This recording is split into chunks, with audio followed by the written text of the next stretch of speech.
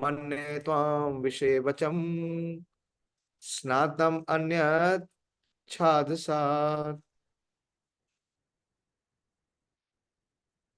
So the sages are speaking to Sutta Goswami. They are saying that we know that you are expert in the meaning of all subjects, except some portions of the Vedas, and thus you can clearly explain the answers to all the questions we have just put to you. What were the questions that the sages have put?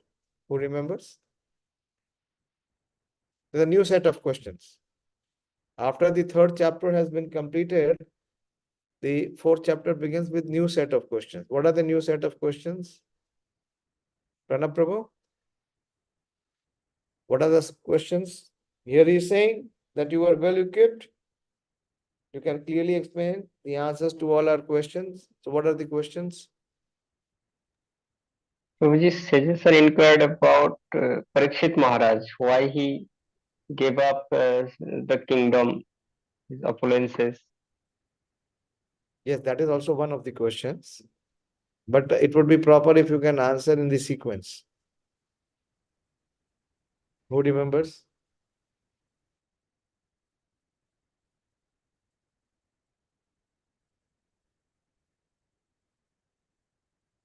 Ravindra Prabhu, you remember the questions? Yes. Boliye Ravindra Prabhu, you answer. Hare Krishna Prabhuji. Right. First, this is about the history of Śrīmad-Bhāgavatam. Yes. How the place and the from when it is started, Yeah. and then how Vyasadeva is inspired to write this scripture. Very Then good. glories of Sukadeva Goswami, then glories of Parikshit Maharaj. Your first answer is quite accurate, but the other two answers requires little more of refinement. Who will answer the next two questions? Yes, Ramyare, what is she eating? Take the comb away from her mouth.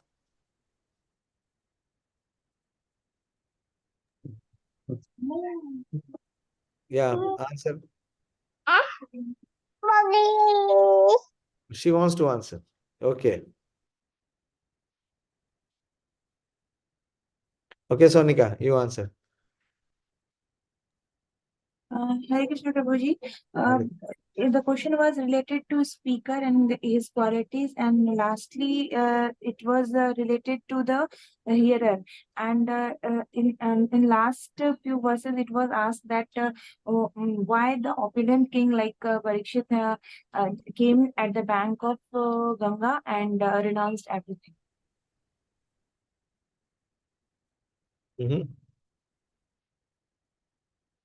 No.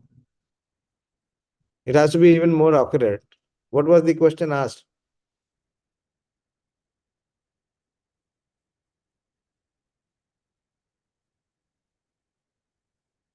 He asked about Parikshit Maharaj. You remember?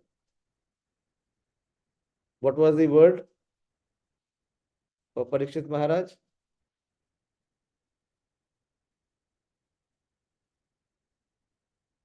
That both his birth and his activities are Adbhutam. Adbhutam. So his birth, his activities, and his renunciation. So they wanted to know about his birth, his activities, and his renunciation. And about Sukadeva Goswami, that how was he perceived? How was he perceived? How was he identified? And how did he happen to meet Parikshit Maharaj? Because he was wandering like a madman. So how could Parikshit recognize him? How could the people in Hastinapur recognize him? Okay, so we're going ahead. Remember, please write. If you don't write, it will not retain in our memory. So they are inquiring that they are very much convinced that they have selected the right person who can resolve all their queries and all their purposes. So Prabhupada says the difference between the Vedas and the Purāṇas is like between the brāhmaṇas and the parivrājakas. Parivrājakas. You understand what is parivrājakas? Jai Om Vishnupad Paramhans Parivrājakācāryas Ashtota Shat Śrīmad Krishna Kripa Śrīmurti. We address Srila Prabhupada as parivrājakācāryas. Anyone knows what is parivrājakas?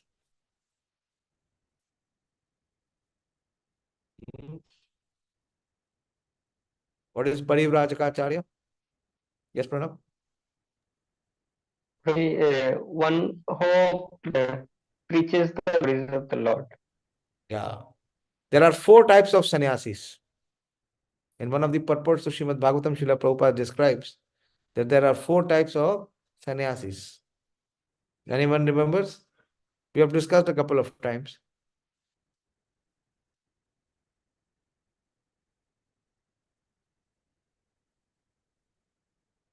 Sonika, you don't remember? Yes, Ramya.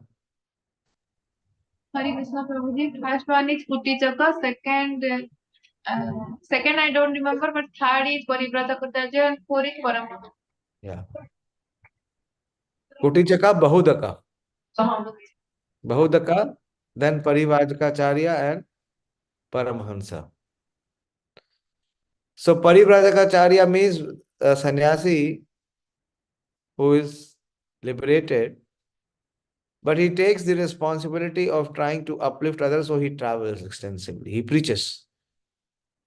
He is a traveling preacher who extensively travels to preach, to uplift the conditioned soul from the material entanglement. Such a person is Parivrājakācārya. So Prabhupada, interestingly, see, Prabhupada begins the purport by saying the difference between the Vedas and the Purāṇas is like between the brāhmaṇas and the parivrājakācāryas. Prabhupada is giving importance to whom? Prabhupada is giving importance to whom?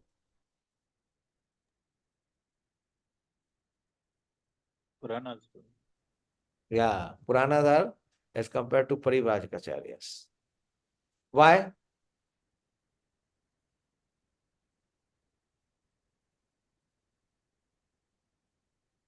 Why Purāṇas are given more importance than the Vedas?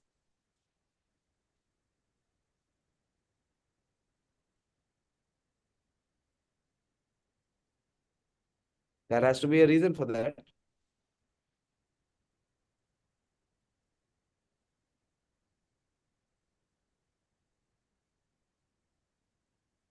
No one knows. What does 96% of the Vedas constitute? So many times I have spoken about it. Yes, Pranav. Prabhuji, Vedas are karma kand. The Purāṇas Yes. are the glories of the Lord. Purāṇas begins. Begins. Purāṇa, there is Upasana Kant. But in Vedas, mainly it is Karma Kant. Fruitive activity. We'll see in the Prabhupada will explain this. The brāhmaṇas are meant to administer some fruitive sacrifice mentioned in the Vedas. But the parivrājakācāryas or learned preachers are meant to disseminate transcendental knowledge to one and all. As such, the parivrājakācāryas are not always expert in pronouncing the Vedic mantras. So you see, there is a very important reason. You see, I don't know, your attention was not drawn on the translation. The translation gives a very big question mark. What the sages are speaking to Suta Goswami, that we know that you are expert in the meaning of all subjects, except some portions of the Vedas. So what does this mean? That he is not the knower of everything. He is not the knower of the Vedas, except some portion of the Vedas. And still what they are saying, thus you can clearly explain the answers to all questions. There should have been some doubt in the heart. When they are declaring that some portions of the Vedas, you are not expert, but still they are saying that you can clearly explain the answer to the questions we have just put to you. Why? Because this is the point, that the parivrājakācāryas are not always expert in pronouncing the Vedic mantras, which are practiced systematically by accent and meter by the brāhmaṇas, who are meant for administering Vedic rites. So Vedas are mainly dealing in rituals. Yet it should be not be considered that the brāhmaṇas are more important than the itinerant preachers. Itinerant preachers. They are one and different simultaneously because they are meant for the same end in different ways. Very elevated way of explaining. Srila Prabhupada is explaining it in a very philosophical way. There is no difference also between the Vedic mantras and what is explained in the Purāṇas and Itihasas. According to the Jiva Goswami, it is mentioned in the Madhya Andhina Shruti that all the Vedas, namely the Sam, Atharva, Rig, Yajur, Purāṇas, Itihasas, Upanishads, etc., are emanations from the being of the Supreme Being. Very important declaration. Please mark it. From where the Shastras are coming? It is coming from the breathing of the Supreme Being. When Mahavishnu breathes, he exhales, so all is manifest. The only differences are that the Vedic mantras mostly begin with Pranava Omkara, and that it requires some training to pronounce the metric accent, without which the mantras cannot be successfully chanted. Although Srila Sutta Goswami was the preacher of the first order, he did not bother about such metric pronunciation of the Vedic mantras.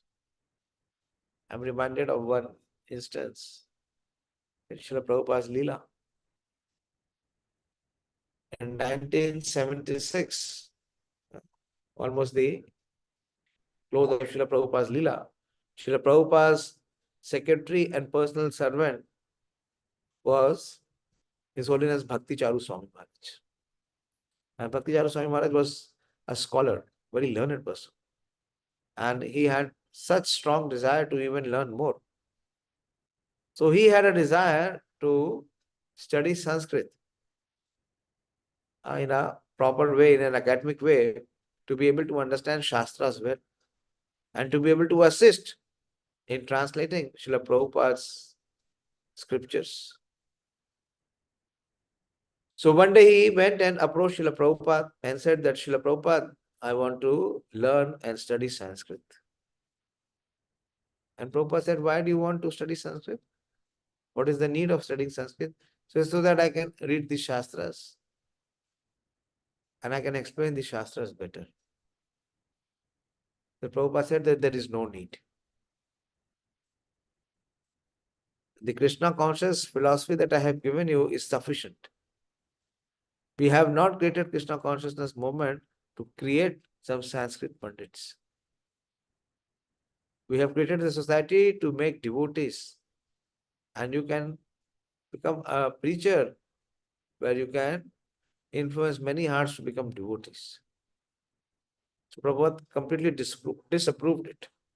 Completely disapproved this idea of being very learned in the Vedas or the Vedic literature. There is no need. So here Prabhupada is mentioning that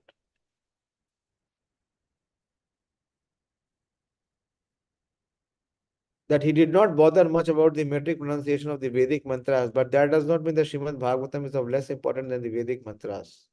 On the contrary, it is the ripened fruit of all the Vedas, as stated before. Besides that, the most perfectly liberated soul, Srila Shukadeva Goswami, is absorbed in the studies of the Bhagavatam. Although he is already self-realized, Srila Sutta Goswami is following his footsteps, and therefore his position is not the least less important because he was expert in chanting Vedic mantras, while metric pronunciation, which depends more on practice than actual realization. The Prabhupada gives a very important statement that realization is more important than parrot-like chanting. It requires some discussion. Realization is more important than parrot-like chanting. So what do we understand from this verse? And what do we understand from the purport which Srila Prabhupada has given? Of course, the heart of Srila Sutta Goswami was saturated with realizations. That is why he has been chosen, so that everyone gets the opportunity to hear the realizations of Srila Sutta Goswami. But it means that realization is more important than parrot-like chanting.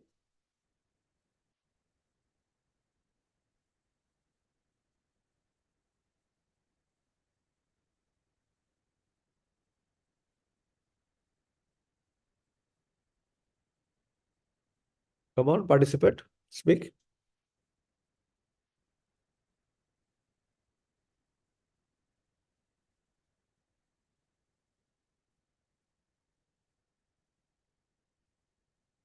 Or should I give this as homework? Let me move forward. Let me take at least few verses. I don't know, tomorrow it will not be possible to take the class. So now Sutta Goswami is speaking. After having heard these sages, their inquiry, their interest, their inclination, after hearing all this, Sutta Goswami speaks. Dvapare Sutta Uvacha Dvapare Samana Prapte Tritaya Yuge Paryaye Jata Parasharaya Yogi Vyasavyam Kalaya Hare. So the first answer is coming in the form of history. How Śrīmad-Bhāgavatam appeared. Where, how, and on whose inspiration did Vyasadeva compiled it. So that is described here by Sutta Goswami. Sutta Goswami said when the second millennium overlapped the third. You understand the millenniums?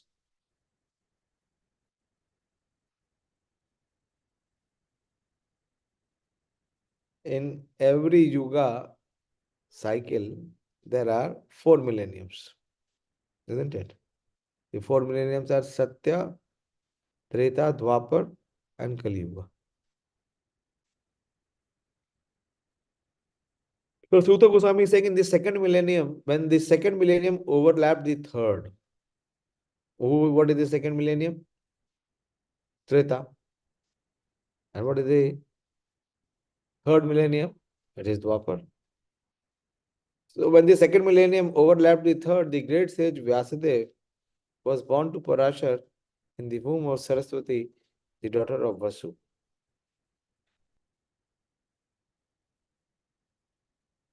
So the reason is given that what is the history of Śrīmad-Bhāgavatam, from where it began and how it began. So Prabhupada says there is a chronological order of the 4 millenniums. We all know Satya, Dwapar, Treta, and Kali. But sometimes there is an overlapping during the regime of Vaivasvat Manu. There was an overlapping in the 28th round of the 4 millennium. And the third millennium appeared prior to the second. What is the understanding of this sentence? That there was an overlapping of the 28th round of the 4 millennium, and the third millennium appeared prior to the second.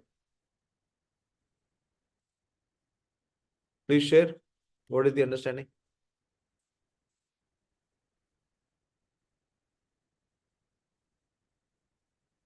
Yes, Madam Sarupru? The third millennium is Dwapar, so Dwapar came before Treta. There is overlapping. And when it happened? In 28th cycle. 28th. Yeah. So in one day of Brahma, there are how many cycles?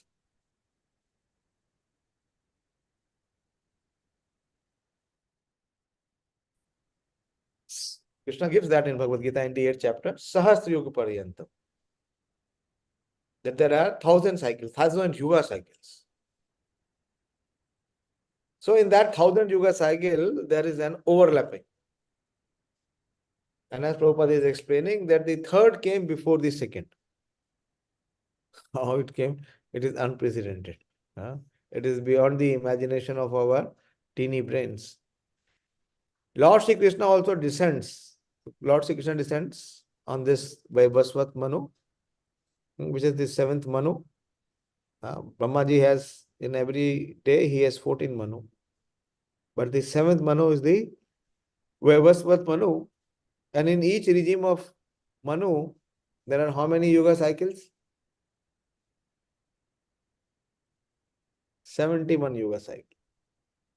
71 yuga cycle. I've explained the watch so many times.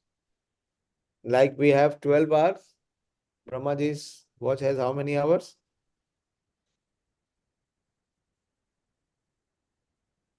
How many hours Brahmaji has? 14. 14 hours.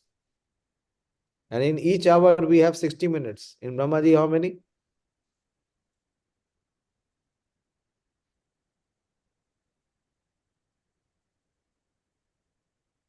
Bolo.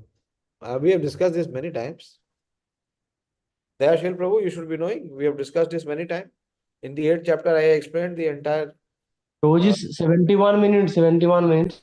71 times. Yeah. So see, there are in Brahmaji's one day, there are 14 manus. So that becomes 14 hours during the day. And same is the duration of the night. So instead of we have 12, he has 14. That is each manu, 14 manus in a day. And each manu has 71 yuga cycles. So it is, in Brahmaji's one day, it is 14 into 71. So it comes to approximation of 1000 yuga cycles.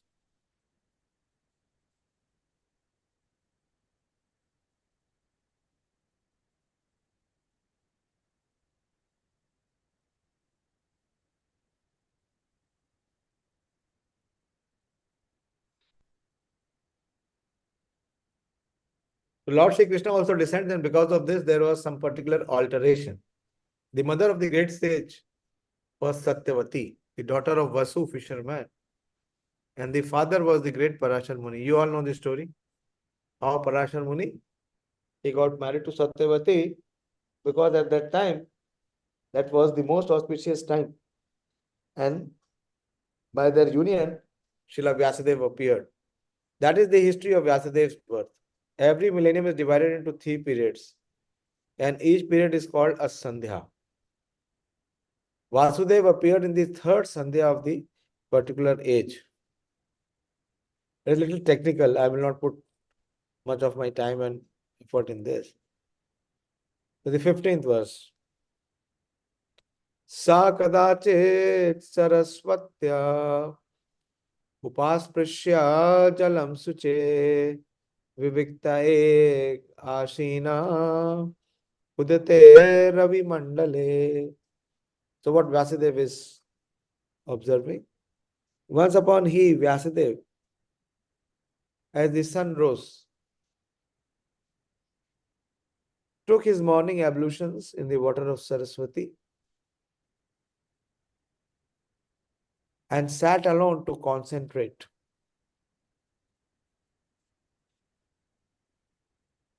The river Saraswati is flowing in the Badrik Ashram areas of the Himalayas, but it is not visible to the common man or to the naked eye.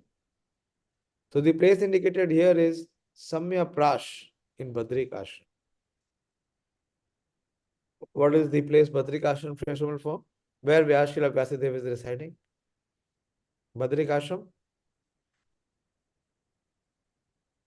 The Samyak Prash is the place where the river flows.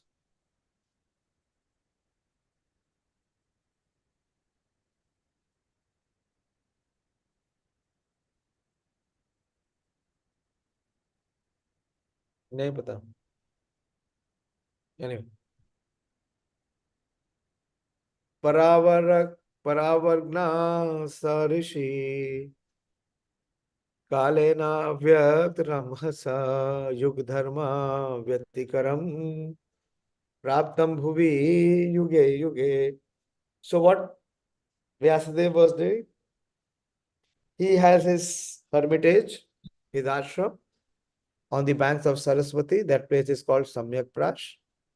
And he sat in a meditation, in a meditative trance.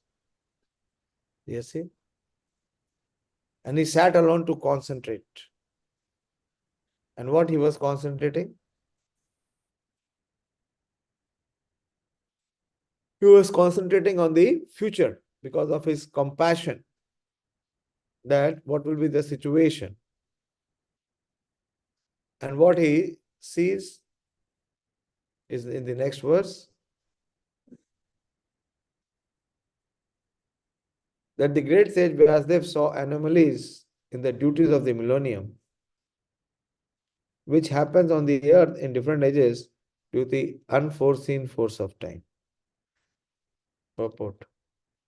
The great sage like Vyasadeva are liberated soul, and therefore they can see clearly past and future. Thus he could see the future anomalies in the Kali age, and accordingly he made arrangement for the people in general so that they can execute a progressive life in this age, which is full of darkness. The people in general of this age of Kali are too much interested in matter which is temporary because of ignorance. They are unable to elevate the assets of life and to be enlightened in spiritual knowledge. Very clear, very crisp. So far, any question? Or we move ahead? So the history is being given, the history is being spoken out, that how Śrīmad-Bhāgavatam, it came into existence. Clear? Move ahead. Let's take at least 17 and 18, two verses are together.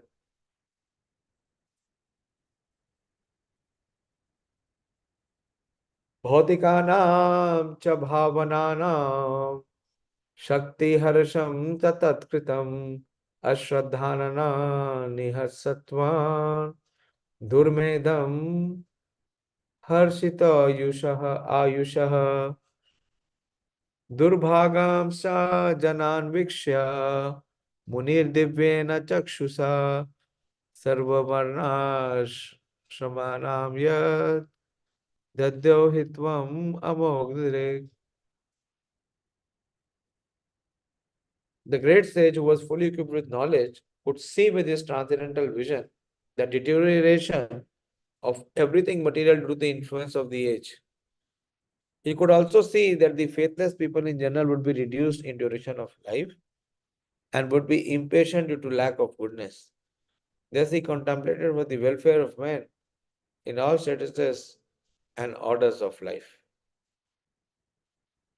So Srila Vyasadeva, when he started to concentrate, in his concentration, he could enter into the future and he could see with the influence of the age of Kali what will be the situation, the pathetic situation of first for all those who will be in this age of Kali, they will be deprived of the mode of goodness. They will either be influenced by the mode of ignorance or passion. Thus he contemplated for the welfare of man in all statuses and orders of life. The unmanifested forces of time are so powerful that they decay all matter in due course. Everything is depreciated or deprecated by the influence of time.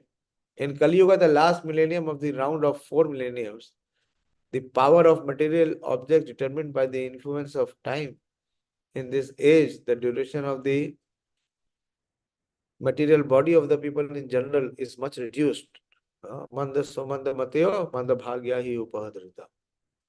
And so is the memory. The action of matters has also not due to the actions of matter has also not so much incentive. The land does not produce food grains in the same proportion as it did in the other ages. The cows does not give much milk as it used to give formerly. The production of vegetables and fruits is less than before. As such, all living beings, both man and animal, do not have sumptuous, nourishing food.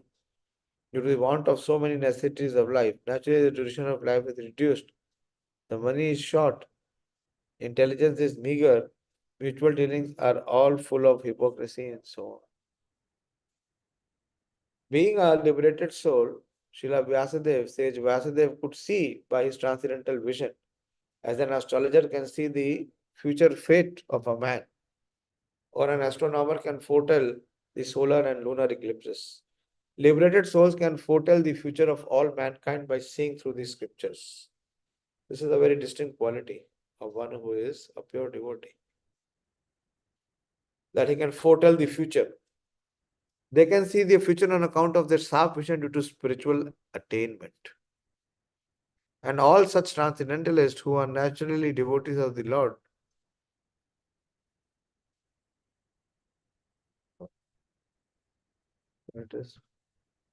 who are naturally devotees are always eager to render welfare service to the people in general. They are real friends of the people in general and not the so-called public leaders who are unable to see what is going to happen 5 minutes ahead. In this age, the people in general, as well as their so-called leaders, are all unlucky fellows, faithless in spiritual knowledge and influenced by the age of Kali. They are always disturbed on various diseases.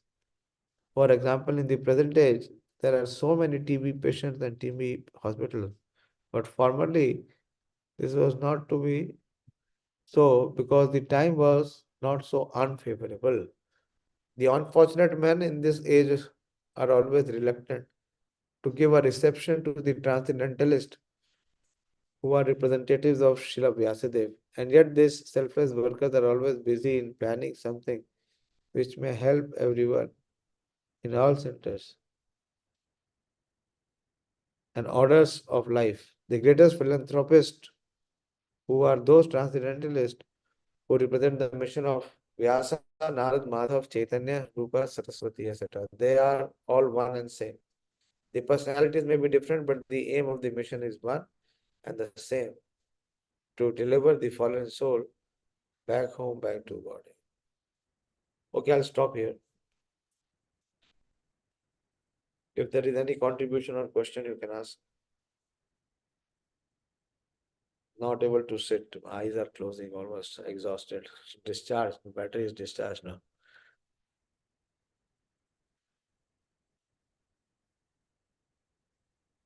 Follow? Is there any discussion or question? So basically the history is given how and when, from where this Śrīmad-Bhāgavatam, the inspiration came in the heart of Vyasadeva. It will still continue, we will discuss it. That how this inspiration came in the heart of Srila Vyasadeva. Okay, thank you very much. Śrīmad-Bhāgavatam ki jai, Srila Prabhupada ki jai. Jai Gaur Premanandi.